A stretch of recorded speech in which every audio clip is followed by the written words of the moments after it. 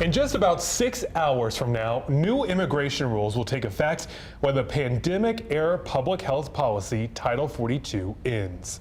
It allowed the U.S. to quickly expel migrants due to COVID-19. And as we close in on the policy's expiration, Border Patrol agents say they're seeing a sharp increase in migrants crossing the southern border. Jared Hill has the latest. Migrants lined up at the border in Yuma, Arizona this morning, trying to enter the U.S. with pandemic-era health restrictions set to end at midnight. Title 42 is still in effect, and already there's been a sharp increase in crossings. In fact, earlier this week, U.S. Border Patrol reported a one-day record of more than 10,000 apprehensions at the southern border. In Yuma, Arizona, first responders are prepared. They say injuries are common when migrants try and scale the fence. We just expect to do our job and treat the patients with dignity and respect as we normally do. Congressional Republicans are critical of the Biden administration border policies. The House votes on a bill today aimed at strengthening enforcement at the border, but the president has said he won't sign it. Here in El Paso, there are far fewer people camped out in front of this church than even yesterday, as the city tries to get migrants into some new temporary shelters, making space for whoever else may come. U.S. Senator Tom Tillis joined a group of Republicans in introducing a bill that would have extended Title 42 without the public health emergency declaration. There hasn't been much action on it yet since its introduction earlier this month, so Tillis is responding to the policy expiration, asking for that action. The Biden administration simply has no plan. They're still unprepared for the expiration of Title 42, and it's time for Congress to step in. Our other North Carolina Senator, Ted Budd, will head to the border. He says he will be visiting with Border Patrol and law enforcement as Title 42 expires. He's also calling on President Biden to keep Title 42 going. House Democrats proposed a bill to establish a pathway to citizenship for certain undocumented individuals. There's no doubt that our immigration system is broken, and there's no doubt that we need solutions for the problems that we face at our border. But the solution is not H.R. 2, also known as the Child Deportation Act. This bill is a resurgence of failed MAGA border policies that promise harsh enforcement and nothing more. It's a direct response to the House Republican bill that would continue allowing the government to expel migrants quickly. The Republican bill passed the House today, but its current form is not expected to pass in the Democrat-controlled Senate. In the meantime, there are thousands of migrants attempting to come into the U.S. legally. While the Biden administration claims they're opening up more legal pathways, Adam Klepp spoke to migrants who are finding those pathways are really hard to navigate. Over 100 migrants are living at this shelter in Mexicali, and they're all trying to use the CBP One app to get an asylum appointment at a port of entry, but they're saying it's nearly impossible to use. The Peregrino migrant shelter in Mexicali is full.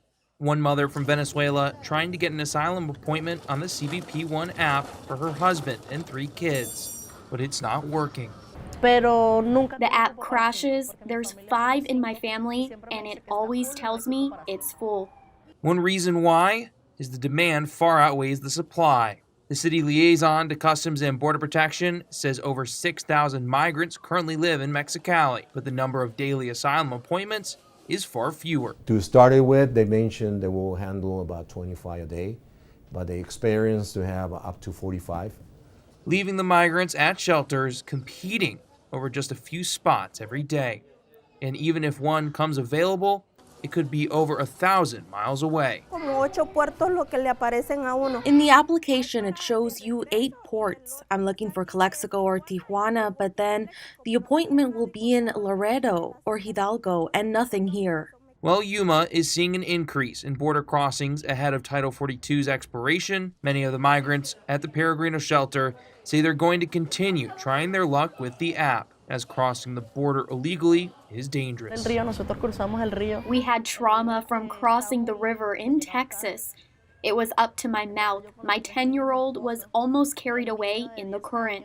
With the deadline, migrants in shelters across the southwest border will have to make a choice. Continue trying for an asylum appointment that may never come, or risk their lives to illegally cross the border.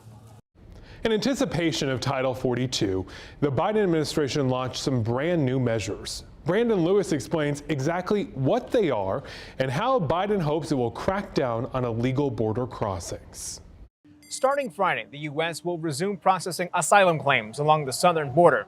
This has prompted several people on social media to claim the U.S. will have an open border, and others are wondering if it's true.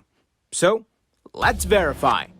Our sources are the U.S. Code of Laws, the U.S. State Department, the U.S. Department of Homeland Security, and the National Immigration Forum. Since the 1940s, U.S. immigration law has been governed by Title VIII of the U.S. Code.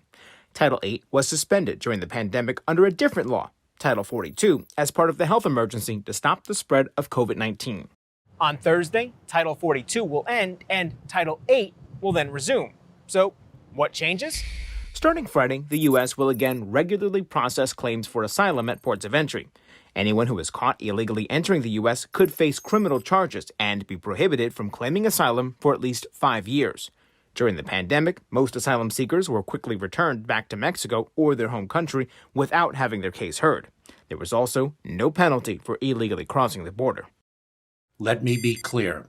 Our border is not open and will not be open after May 11th. So, no, the U.S. will not have an open border when Title 42 ends. Homeland Security says it will work to quickly process asylum claims and return people to Mexico or their home countries if they're unable to prove that they have a credible fear of persecution or returning to their home country. With your Verify along the southern border in San Diego, I'm Brandon Lewis. So then what happens when migrants actually get into the U.S., especially if they're an unaccompanied minor? Well, you may know that the U.S. Department of Health and Human Services has a site right here in Greensboro. It's going to act as a shelter for unaccompanied 13 to 17-year-olds. HHS says the future Greensboro Piedmont Academy will have an 800-bed capacity. It's located right now at the site of the former American Hebrew Academy that's on Hobbs Road. They say along with housing, it will also be used for education, mental health, medical, and case management needs. Now, right now, there's no set open date for that future Greensboro Piedmont Academy. We will be sure to stay on top of it.